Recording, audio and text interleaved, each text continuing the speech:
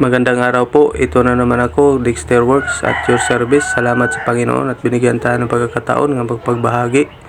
Meron naman tayong panibagong ayusin ngayon itong Yamaha XTC 125. Ang issue nito ay nag-overflow yung karburador niya. Common issue ito sa mga naka XTC 125. Diyan dumadaan sa may maliit na hose sa baba. Yung kulay dilaw. Ayan. Tara, ayusin natin.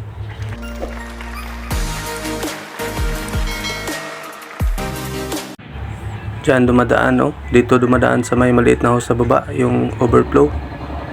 Ayan. Dati transparent ang kulay ng hose na yan at naging dilaw na sa katagalan. Ito na yung karburador niya. Baklasin ko to para malaman natin kung anong nangyari doon sa loob.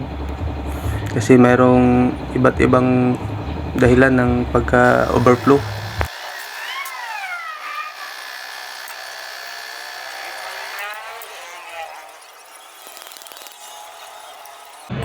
Yan ang float bowl niya, yung container ng gasolina. Saka tanggalin ko itong floater niya dito at saka yung float valve. Ayan, ito yung float valve niya, at mamaya papalitan natin to. Ayan, palitan natin ng bagong repair kit. Isa lang yung kukunin natin diyan. Ito lang yung float valve nya, kasi ito yung dahilan ng pagtagas o overflow.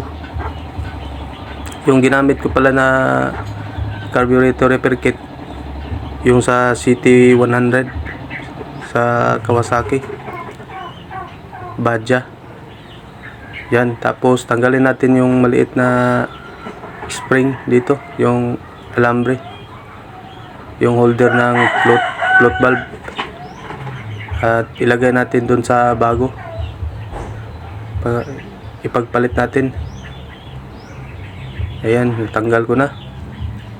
Tapos ilagay natin tong float valve dito sa kanyang holder na maliit na alambre. At kapag nangyari sa inyo ito, alam nyo na ang gagawin. Sundan nyo lang itong video ko. Direct to the point itong tutorial ko ito, kasi ito lang yung issue niya. Ito lang yung naging dahilan niya ng overflow.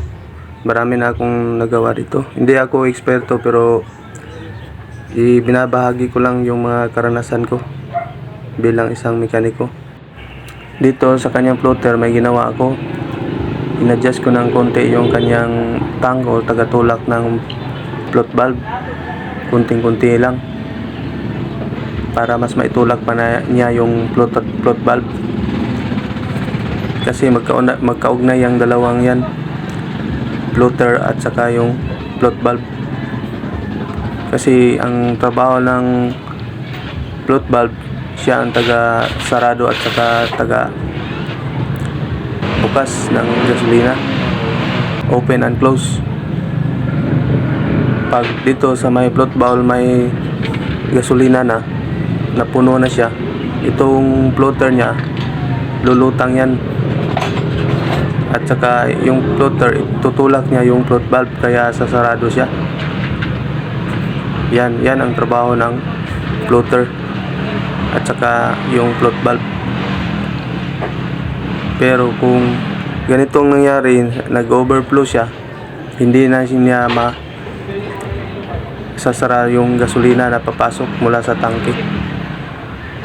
Tuloy-tuloy lang yung gasolina niya kasi hindi na sasara yung float valve.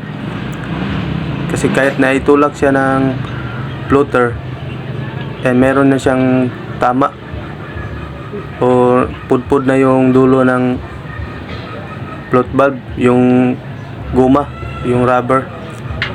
Kaya kailangan palitan ng bago. Yung para sa CT100 lang yung repair kit na bibilhin nyo. At pag bumili kayo, tingnan nyo ng mabuti kung magkapareho ba yung muka ng float valve. Kasi dalawang uri ng CT100 ngayon. Nasubukan ko na yan. Yung isang nabili ko noon, wala siyang lagayan ng spring, yung holder. Kaya pinalitan namin ng may-ari. Buti naman at napalitan namin. At yung pinalit namin, yun talaga yung may lagayan ng spring na maliit. Yung holder, may lagayan ng holder ng float valve. Kaya naging okay yung motor niya. Umayos na siya, hindi na siya nag-overflow. At ngayon, testing natin ito. Subukan natin kung may overflow pa. Ayan, naka-on na yung fuel cap ng tangke niya. At may gasolina na sa loob. Tingnan natin sa baba kung may tagas ba. Ayan, wala nang tagas dito. So may maliit na tubo. Hindi na siya nag-overflow. Mamaya ikabit na natin to, ibalik na natin to sa kanyang motor. Yan. Huwag muna ninyong ibalik yung carburetor, subukan nyo muna. Okay na siya. At ngayon i-testing na natin to, paandarin natin yung motor ni sir. Yan na, naikabit na natin yung carburetor niya.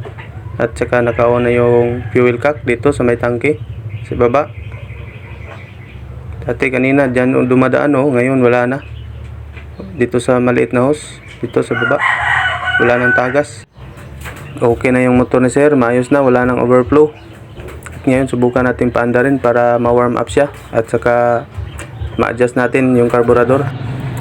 Sa may-ari nito, maraming salamat po sa iyo sir sa pagtitiwala.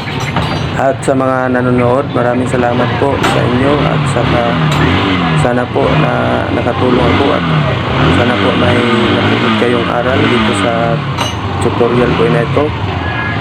At masaya ako na naibahagi yung mga karanasan ko at kaalaman ko dito sa pag-ayos ng motor.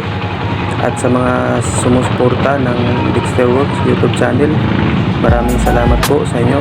At sa nag-like, nag-share at nag-subscribe, maraming salamat po sa inyo. At sa mga hindi pa naka-subscribe, paki-subscribe naman dyan. Kung may natutunan kayo kahit paano. At pagpalain po kayo ng Panginoon. Peace po sa lahat at magandang araw po, Pilipinas.